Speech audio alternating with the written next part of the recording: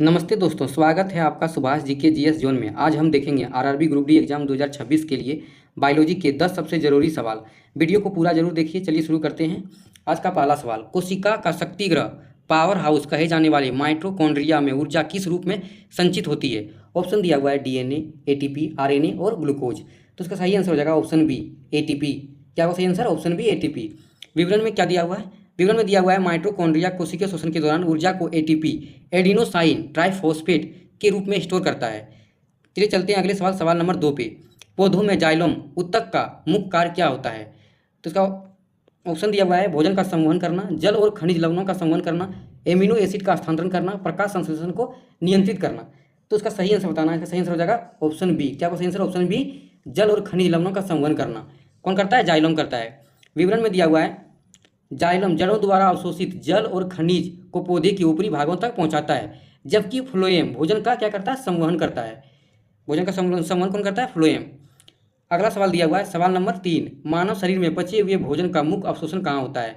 इसका ऑप्शन दिया हुआ है अमाशय, बड़ी आंत, छोटी आंत और अकृत। तो इसका सही आंसर हो जाएगा ऑप्शन सी, छोटी आंत। क्या सही आंसर? ऑप्शन सी, छोटी आंत। विवरण में दिया हुआ है छोटी आंत की अंदरूनी दीवार पर स्थित विल्ली पचे हुए भोजन से पोषक तत्वों को अवशोषित करती है। चलते हैं अगले सवाल, सवाल नंबर 4 पे। रक्त का थक्का बनने में कौन सा विटामिन मुख्य भूमिका निभाता है? ऑप्शन दिया हुआ है vitamin A, vitamin C, vitamin D, vitamin K. इसका सही आंसर हो जाएगा ऑप्शन डी, विटामिन के। रक्त का थक्का बनने में कौन सा विटामिन मदद करता है? विटामिन के अकृत में प्रोथ्रोम्बिन, जिसे थक्का जमाने वाले कारकों के निर्माण के लिए आवश्यक है। अगला सवाल दिया हुआ है सवाल नंबर 5, मानव गुर्दे की कार्यात्मक और संरचनात्मक इकाई क्या है? ऑप्शन दिया हुआ है न्यूरॉन, नेफ्रॉन, एल्वियोली और साइटोन। तो इसका सही आंसर हो जाएगा ऑप्शन बी, नेफ्रॉन। क्या होगा? नेफ्रॉन। विवरण में दिया हुआ है प्रत्येक गुर्दे में लाखों सूक्ष्म नेफ्रॉन होते हैं जो रक्त को छानकर मूत्र का निर्माण करते हैं। मूत्र का निर्माण कौन करता है? नेफ्रॉन करता है। अगला सवाल दिया हुआ है सवाल नंबर 6, प्रकाश संश्लेषण की प्रक्रिया के दौरान निकलने वाली ऑक्सीजन गैस कहाँ से आती है? तो इसका ऑप्शन दिया हुआ है कार्बन डाइऑक्साइड से, जल से, ग्लूकोज से और क्लोरोफिल से। तो इसका सही आंसर हो जाएगा ऑप्शन बी, जल से। प्रकाश संश्लेषण के दौरान क्या होता है? ऑक्सीजन गैस मुक्त होता है। विवरण में दिया हुआ है सूर्य के प्रकाश की उपस्थिति में जल के अणुओं के टूटने से ऑक्सीजन गैस क्या होती है? मुक्त होती है। अगला सवाल दिया हुआ है सवाल नंबर 7, पेप्सिन एंजाइम किसके पाचन में मदद करता है? ऑप्शन दिया हुआ है कार्बोहाइड्रेट, वसा, प्रोटीन और विटामिन। तो इसका सही आंसर हो जाएगा ऑप्शन सी, प्रोटीन। क्या होगा? Option C, protein.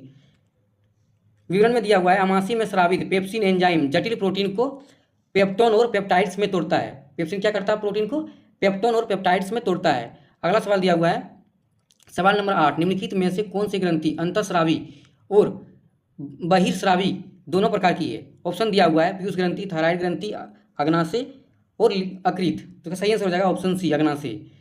विवरण में दिया हुआ है अग्नाशय पाचक एंजाइम बहिर्स्रावी और इंसुलिन जैसे हार्मोन दोनों अंतःस्रावी दोनों का स्राव करता है।